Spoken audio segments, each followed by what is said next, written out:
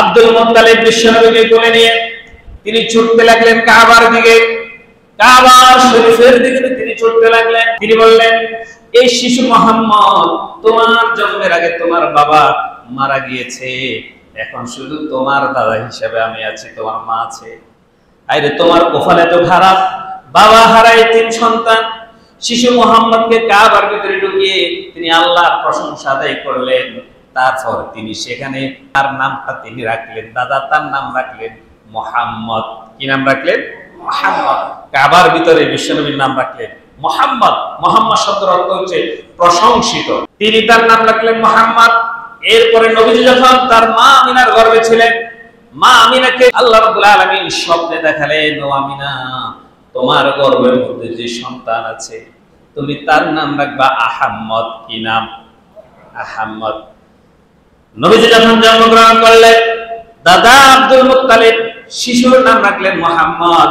এরপরে মা যখন স্বপ্নে প্রাপ্ত হলেন, তার নামটা আহমদ রাখার জন্য তারপর নবীজির নাম তার মা আমিনা তিনি রেখে দিলেন আহমদ। নাম কয়টা হয়েছে? বিশ্বনবীর 2টা নাম, একটা হচ্ছে মুহাম্মদ, আরেকটা হচ্ছে আহমদ। আহমদ অর্থ হচ্ছে উচ্চ প্রশংসিত, মুহাম্মদ হচ্ছে প্রশংসিত, আহমদ হচ্ছে আরো বেশি প্রশংসিত। আল্লাহ রাব্বুল আলামিন 2টি নামকে এত বেশি পছন্দ করেছে, কোরআনে কারীমের মধ্যে রাব্বুল আলামিন 2টা নামকে আল্লাহ কোড করে দিয়েছেন। বলে সুবহানাল্লাহ। 26 পারা সূরাতুল ফাতহার মধ্যে আল্লাহ বলছেন, মুহাম্মাদুর রাসূলুল্লাহি ওয়াল্লাযীনা মাআহু। এখানে মুহাম্মদ আছে। আবার 28 পারা সূরাতুস সফফের মধ্যে আল্লাহ বলছে, ওয়া মুবাশশিরাম বিরাসূলি ইয়াতি মিন বা'দি ইসমুহু আহমদ। এখানে আছে আহমদ। তাহলে নবীজির নাম কয়টা হয়েছে? 2টা। একটা হচ্ছে মুহাম্মদ, আরেকটা হচ্ছে বিশ্বনবী যখন জন্মগ্রহণ করলেন, দুধ পান করানোর দরকার আছে না নাই? আমরা যারা এখানে আছি, আমরা দুধ পান করছি নাকি বলেন? আমরা সকলে মায়ের দুধ পান করেছি। নবীজিকে সর্বপ্রথম দুধ পান করালেন ওনার মা আমিনা। এরপরে নবীজিকে দুধ পান করালেন আবু লাহাবের বাঁধি, ওনার নাম হচ্ছে শুআইবা। এই শুআইবা বিশ্বনবীকে দুধ পান করালেন দ্বিতীয় পর্যায়।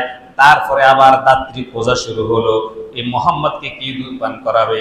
অবশেষে হালিমাতুস সাদিয়া তিনি মুহাম্মদ সাল্লাল্লাহু আলাইহি ওয়াসাল্লামকে দুধ পান করানোর জন্য সৌভাগ্য অর্জন করলেন। হালিমা বলছে, আমি যখন এই ছোট্ট শিশু মুহাম্মদকে কোলে নিলাম, আমার সমস্ত শরীরের মধ্যে এক ধরনের শিহরণ জেগে উঠলো। আমি যে রাস্তা দিয়ে হাঁটছি, মনে হয় গাছপালা সবাই যেন সালাম সালাম বলতেছিল। সুবহানাল্লাহ। তিনি তো জানেন না কাকে কোলে নিয়েছেন। হালিমা বলছে, আমি যখন এই মুহাম্মদ শিশু মুহাম্মদকে ঘরে নিলাম, আমার ঘরের মধ্যে বরকতের জোয়ার শুরু হয়ে গেল। সুবহানাল্লাহ বলেন। আমি যেটাই ধরি সেখানে শুধু বরকত আর বরকত। যে অভাব ছিল অভাব চলে গেল, সব কিছুতে বরকত দিয়েছেন কে? আল্লাহ। আমরা সকলে মায়ের দুধ পান করছি কয় বছর বলেন? 2 বছর। তবে দুর্ভাগ্যজনক হলে সত্য, কত মা আছেন, অনেক মা আছেন সন্তানকে 2 বছর পর্যন্ত দুধ পান করে না।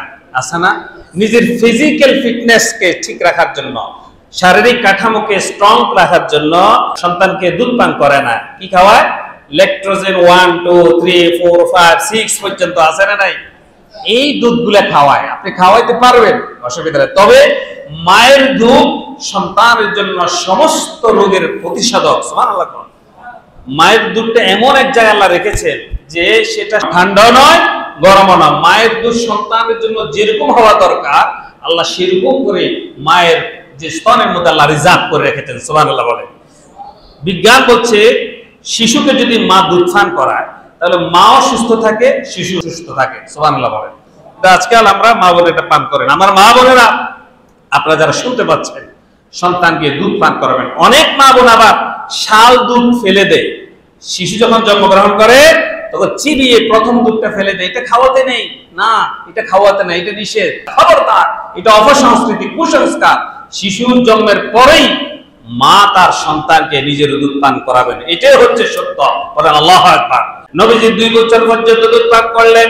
5 বছর পর্যন্ত হালিমার কাছে ছিল। কয় বছর? চাচা আবু তালেব বিশ্বনবীকে নিলেন। বিশ্বনবীর বয়স তখন 8 বছর। কয় বছর? 8 বছর। আবু তালেব তিনি ব্যবসায়ী ছিলেন, সিরিয়ার মধ্যে তিনি ব্যবসা করতেন, প্রভাবশালী নেতা ছিলেন, সমাজের মধ্যে অনেক দাপট ছিল আবু তালেব। লোকজন মুহাম্মদ সাল্লাল্লাহু আলাইহি ওয়াসাল্লাম কিছুই বলতে পারতেন না আবু তালেবের ভয়ে। কিন্তু আবু তালিব মুশরিক ছিলেন, মুসলিম ছিলেন না। আবু তালেবের সাথে ব্যবসা বাণিজ্য করতে সিরিয়ে যেতেন। এরপরে বিশ্বনবী ব্যবসা শিখতে শিখতে এত পাকা হয়ে গেছেন, এত বিশ্বস্ত, আমানতদারিতা, সততা, মক্কার বিভিন্ন জায়গায় বিশ্বনবীর সুনাম সুখ্যাতি ছড়িয়ে পড়লো। ওইদিকে মক্কার আরেকজন মহিলা, তার নাম ছিল খাদিজা, তিনি ব্যবসায়ী ছিলেন। তিনি তার ব্যবসার জন্য একজন যুবক তিনি খুঁজতেছিলেন ব্যবসা পরিচালনার জন্য। তিনি মক্কার বিভিন্ন জায়গায় মুহাম্মদ নামের এক যুবকের কথা শুনতে পেলেন।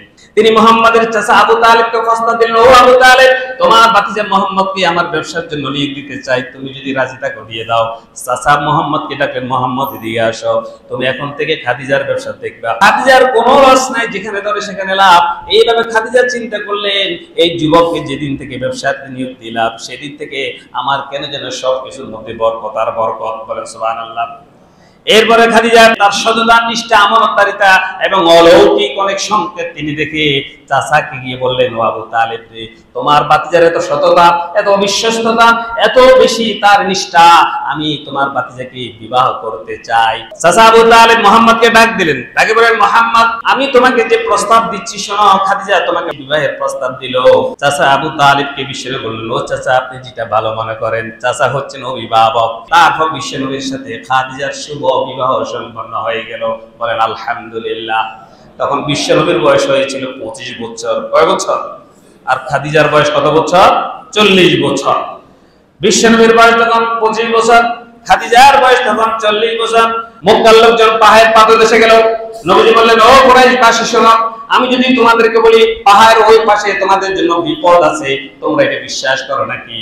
কুরাইশরা বলল, কাফির মুশরিকরা বলল, আমরা বিশ্বাস করি, কারণ তুমি মুহাম্মদ কোনদিন মিথ্যা কথা বলো না, বলতে পারো না। আল্লাহর নবী বলেছেন, তাহলে আমি প্রকাশ্যভাবে তোমাদেরকে ঘোষণা দিলাম, এতদিন পর্যন্ত গোপন ইসলামের দাওয়াত দিলাম, আমার আল্লাহ আমাকে হুকুম দিয়েছেন প্রকাশ্য দেওয়ার জন্য। আমি তোমাদেরকে সামনে রেখে পাহাড় চূড়ায় জোর করে বলছি, লা ইলাহা ইল্লাল্লাহু মুহাম্মাদুর রাসূলুল্লাহ। বলেন সাল্লাল্লাহু। নবীজি বলছেন, ও মক্কার বাসীরা শোনো, কুরাইশ বংশ, আল্লাহ ছাড়া কোনো ইলাহ নাই। এখন থেকে মূর্তির পূজা চলবে না, সূর্যের পূজা চলবে না, দেবীর পূজা চলবে না, আগুনের পূজা চলবে না। আর আমি মুহাম্মদ সাল্লাল্লাহু আলাইহি ওয়াসাল্লাম আল্লাহর প্রেরিত রাসূল। বলেন সুবহানাল্লাহ। আবু লাহাব বলছে, মুহাম্মদ, তুমি এই কথা বলার জন্য আমাদেরকে এখানে নিয়ে এসেছো? বলছে, হ্যাঁ। আবু লাহাব তখন বিশ্বনবীকে অভিশাপ দিলেন, ধ্বংস হোক তুমি, তোমার ধ্বংস কামনা করছি। আল্লাহ রাব্বুল আলামিন বলছেন, ও আবু লাহাব রে, তুই যে আমার মুহাম্মদ সাল্লাল্লাহু আলাইহি ওয়াসাল্লামকে অভিশাপ দিচ্ছস, আমি আরশ আজিম থেকে আল্লাহ এটা গ্রহণ করলাম না, বরং কিয়ামত পর্যন্ত তোর উপরে ধ্বংস অভিশাপ প্রতিষ্ঠিত হবে। এই জন্য কোরআনে একটি সূরা আমি নাযিল করে দিলাম, তাব্বাত ইয়াদা আবি লাহাবি ওয়া তাব।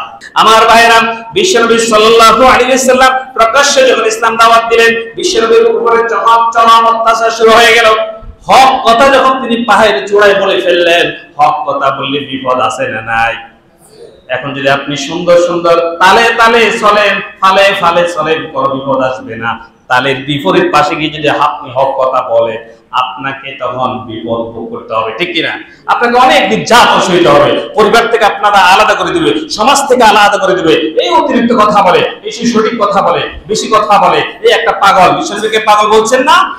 বলে আপনাকেও বলবে। যখনই আপনি হক কথা বলবেন তখন বিপদ আসবে। হক কথা বললে বিপদ, হক কথা বললে শত্রু। ঈশ্বর তাদেরকে কালিমা দাওয়াত দিলেন, তোমরা আল্লাহর দিকে আসো, আমি মুহাম্মদ সাল্লাল্লাহু আলাইহি ওয়াসাল্লামকে নবী হিসেবে মানো।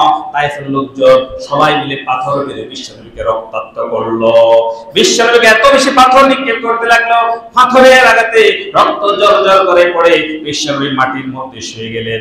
বিশ্বনবীর সাথে ছিলেন হযরত যায়েদ ইবনে হারেস। যায়েদ ইবনে হারেস তাই পাশে গিয়ে বলল, ও তাইফের লোকরা, এই লোকটাকে কেন তোমরা এইভাবে পাথর মারছো? তোমরা আমাকে মারো, তাকে মেরো না।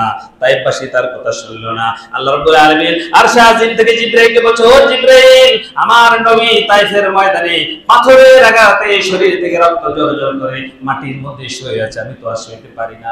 ও জিবরাইল, যাও যাও, সাথে সাথে যাও। জিবরাইল আলাইহিস সালাম সাথে সাথে তাইফে চলে আসলেন। আসে বলছে, মুহাম্মদ সাল্লাল্লাহু আলাইহি ওয়াসাল্লাম, আল্লাহ রাব্বুল আলামিন আমাকে পাঠিয়েছে, আপনি দুই হাত তুলে তাইফবাসীর জন্য বদদুয়া দেন। আমার আল্লাহ বলছে, আপনি যদি বদদুয়া দেন, আল্লাহ রাব্বুল আলামিন তাইফবাসীকে উল্টিয়ে মাটির সাথে মিশিয়ে দিবে। আল্লাহু আকবার। কিন্তু নবীজি বলছেন, ও জিবরাইল, আমি তো বদদোয়া দেওয়ার জন্য আসি নাই, আমি তো তাইফবাসীকে কালিমার দাওয়াত দিতে এসেছি। আমি যদি এখন বদদোয়া দিই, তাহলে কালিমার দাওয়াত কাকে আমি পৌঁছাই দিব? কে থাকবে? আর সবাই তো মরে যাবে। সুতরাং বিশ্বনবী বদদোয়া দেন না, দুই হাত তুলে আল্লাহ রাব্বুল আলামিনের কাছে তাইফবাসীর হেদায়েতের জন্য দোয়া করে দিলেন। সুবহানাল্লাহ। তিনি রহমতের নবী। কিসের নবী? আল্লাহ রাব্বুল আলামিন নবীজিকে বললেন, ও নবী, আপনার বিরুদ্ধে চক্রান্ত চলছে, আমি আরশে আজিম থেকে সব কিছু দেখতে পাচ্ছি। ও নবী, আমি আপনাকে মক্কায় রাখবো না, আমি যে কোনো মুহূর্তে আপনাকে ঘোষণা যখন দিব, আপনি ওই দিন রাতের বেলায় মদিনায় চলে যাবেন। এইদিকে আল্লাহ রাব্বুল আলামিন ওহী নাযিল করে দিলেন, ও নবী, আজকে রাত্রি আপনি চলে যান, কারণ আজকে রাত্রে আপনাকে তারা মেরে ফেলবে। বিশ্বনবী হযরত আলীকে বলেন, আলী রে, আমার বিছানার মধ্যে তুমি শুয়ে থাকো, তুমি আমার বিছানায় চাদর গায়ে দিয়ে শুয়ে থাকো, তারা মনে করবে আমি শুয়ে আছি, এইদিকে আমি চলে যাব। আলী রাদিয়াল্লাহু তাআলা বলেন, ইয়া নবী সাল্লাল্লাহু আলাইহি সাল্লাম, আপনার বিছানায় আমি শুয়ে থাকবো, কোনো সমস্যা নাই, আপনার জীবন রক্ষার জন্য যা কিছু করতে হয় আমি রাজি আছি। আলীকে বিশ্বনবী তার বিছানায় শুয়ে দিয়ে বিশ্বনবী অন্ধকারে চলে গেলেন হযরত আবু বকরের বাড়িতে। আবু বকরের দরজায় গিয়ে বিশ্বনবী যখন একবার বললেন আবু বকর, একবার বলার সাথে সাথে হযরত আবু বকর বলেন, লাব্বাইকা ইয়া রাসূলুল্লাহ। আল্লাহু আকবার। একবার ডাক দিলেন, একবার। আবু বকর প্রথম ডাকে বলছে, ইয়া রাসূলুল্লাহ, আমি তো উপস্থিত। আবু বকর যখন এই কথা বললেন, নবীজি বললেন, আবু বকর, রাতের এত গভীর রাত, তুমি কি ঘুমাও নাই? আমি একবার তোমাকে ডাক দিলাম, প্রথমবারে তুমি কিভাবে জেগে গেলে? আবু বকর বলছেন, না না ইয়া রাসূলুল্লাহ, আমি ঘুমাই নাই। আপনি যেদিন থেকে বলছেন আমাকে মদিনায় নিয়ে যাবেন, আপনি তো সময় বলেন নাই, সেদিন থেকে আমি কোনদিন বিছানার মধ্যে আমার ফিটটা লাগাই নাই। সুবহানাল্লাহ। আমি দরজার মধ্যে হেলান দিয়ে দাঁড়িয়ে দাঁড়িয়ে ঘুমাতাম। কোন রাতে আপনি আমাকে নক দিবেন? আমি যদি ঘুমিয়ে থাকি, কাফের মুশরিক আপনাকে ধরে মেরে ফেলবে, সেটা আমার পক্ষে সম্ভব হবে না, সেজন্য আমি ঘুমাই নাই। বিশ্বনবী আবু বকর বললেন, ঠিক আছে আবু বকর, চলো। রাতের আঁধারে বিশ্বনবী আবু বকর মদিনার উদ্দেশ্যে রওনা দিলেন। এরপরে তারা দুজন হাঁটতে হাঁটতে চলে গেলেন মদিনায়। সুবহানাল্লাহ।